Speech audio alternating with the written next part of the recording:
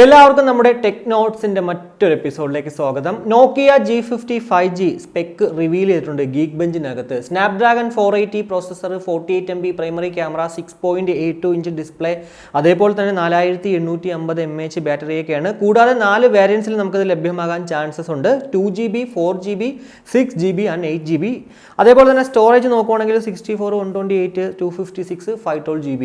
എന്തായാലും ഈ ഒരു മൊബൈൽ ഫോൺ ആയിരിക്കും G50 ആയിരിക്കും നോക്കിയയിൽ നിന്നും ലഭ്യമാകുന്ന ഏറ്റവും ലോവസ്റ്റ് ആയിട്ടുള്ള 5G മൊബൈൽ ഫോൺ. നമ്മൾ എക്സ്പെക്ട് ചെയ്യുന്ന റേറ്റ് എന്ന് പറയുന്നത് 16,999 രൂപയാണ്. എന്നാൽ ഇത് ലോഞ്ച് ആകുമ്പോൾ അറിയാം എത്ര രൂപയാണ് അവർ ഇതിനകത്ത് അല്ലെങ്കിൽ ഈ ഒരു പ്രോഡക്റ്റിന് ഇടുന്നതെന്നുള്ളത്. ഇനി അടുത്ത നോക്കുവാണെങ്കിൽ Qualcommന്റെ സ്നാപ്ഡ്രാഗൺ 898 ഗീക്ബെഞ്ച് സ്കോർ ആദ്യമായിട്ട് നമ്മുടെ ഓൺലൈനിൽ അപ്പിയർ ചെയ്തിട്ടുണ്ട്.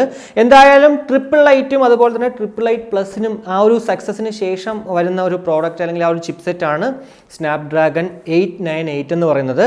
ഒരു വിവോയുടെ ഒരു പ്രോഡക്റ്റുമായിട്ടാണ് ആക്ച്വലി ഈ ഒരു ഗീക്ബെഞ്ച് സ്കോർ ടെസ്റ്റ് ചെയ്തിരിക്കുന്നത്.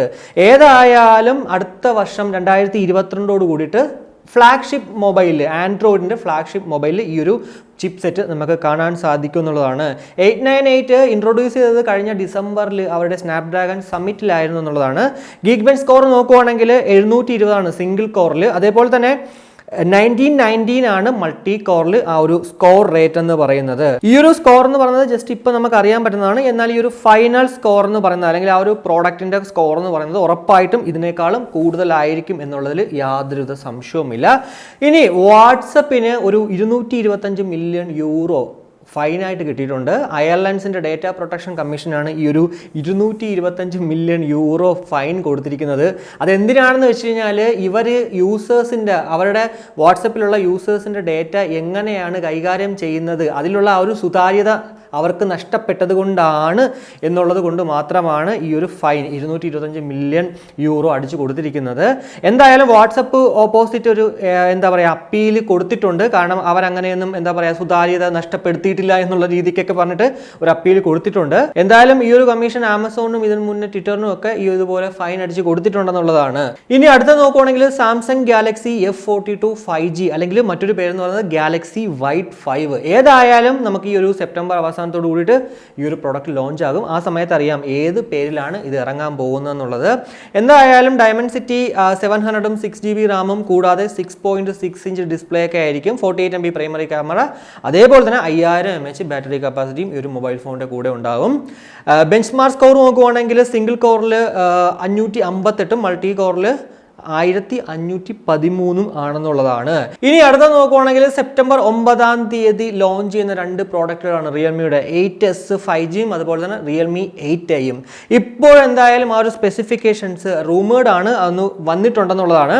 നോക്കുവാണെങ്കിൽ നമുക്ക് ഇതിനകത്ത് വരുന്ന CPU എന്ന് പറയുന്നത് ഡയമൻസിറ്റി 810 5G പ്രോസസ്സർ എന്നുള്ളതാണ്. കൂടാതെ 64 MB പ്രൈമറി ക്യാമറയും ബാറ്ററി കപ്പാസിറ്റി എന്ന് പറയുന്നത് 5000 mAhും. 2 വേരിയൻസ് ആയിരിക്കും, 6+128 അതുപോലെ തന്നെ 8GB + 128. ഇതിനകത്തൊരു പ്രത്യേകത അവർ എഴുതി വെച്ചിരിക്കുന്നതെന്ന് വെച്ച് കഴിഞ്ഞാൽ റാം നമുക്ക് എക്സ്പാൻഡ് ചെയ്യാൻ സാധിക്കും 13GB വരെ. എന്തായാലും അങ്ങനെ ഒരു സംഭവം ഉണ്ടെങ്കിൽ നല്ലൊരു കാര്യം തന്നെയായിരിക്കും എന്നുള്ളതാണ്. ഇനി റിയൽമി 8i നോക്കുവാണെങ്കിൽ ഹീലിയോ G96 പ്രോസസ്സറാണ്. കൂടാതെ 50 MP പ്രൈമറി ക്യാമറയും അതുപോലെ തന്നെ ഡിസ്പ്ലേ നോക്കുവാണെങ്കിൽ 120 Hz ആണ്.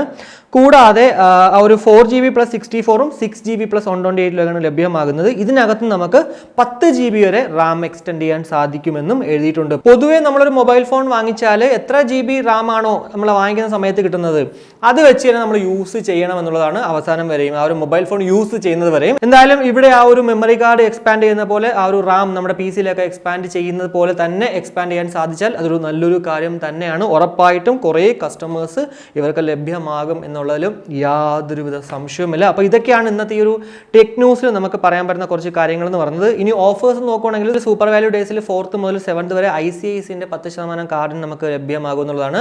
സ്റ്റൈൽ ബാസാർ എന്തായാലും പുതിയതായിട്ട് സ്റ്റാർട്ട് ചെയ്തിട്ടുണ്ട്. 4th മുതൽ 8th വരെ സിറ്റി ബാങ്കിന് 10% വരെ ഓഫ് ആണെന്നുള്ളതാണ്. കൂടാതെ ഫ്ലിപ്പിൽ നോക്കുവാണെങ്കിൽ കൂക്ക TV ഡേയ്സ് 4th മുതൽ 6th വരെ ഉണ്ടെന്നുള്ളതാണ്. ഡിസോ ഗോപോർട്സ് നാളെ ഉച്ചയ്ക്ക് 12 മണിക്ക് ലോഞ്ചിങ് ആവുകയാണ്. ലോഞ്ചിങ് പ്രൈസ് എന്ന് പറയുമ്പോഴത്തേക്ക് 2999 രൂപയാണെന്നുള്ളതാണ്. അപ്പോൾ ഇന്നത്തെ ഈ ഒരു ടെക്നോട്സ് ഇത്തിരി ലേറ്റ് ആയിപ്പോയി, സോറി. എന്തായാലും നാളെ മുതൽ രാവിലെ തന്നെ നിങ്ങൾ കാണുമെന്നുള്ളതാണ്. അപ്പോൾ എന്തായാലും നാളത്തെ ടെക്നോട്സിന്റെ മറ്റൊരു എപ്പിസോഡിലേക്ക് കാണുമ്പോഴേക്കും ബൈ.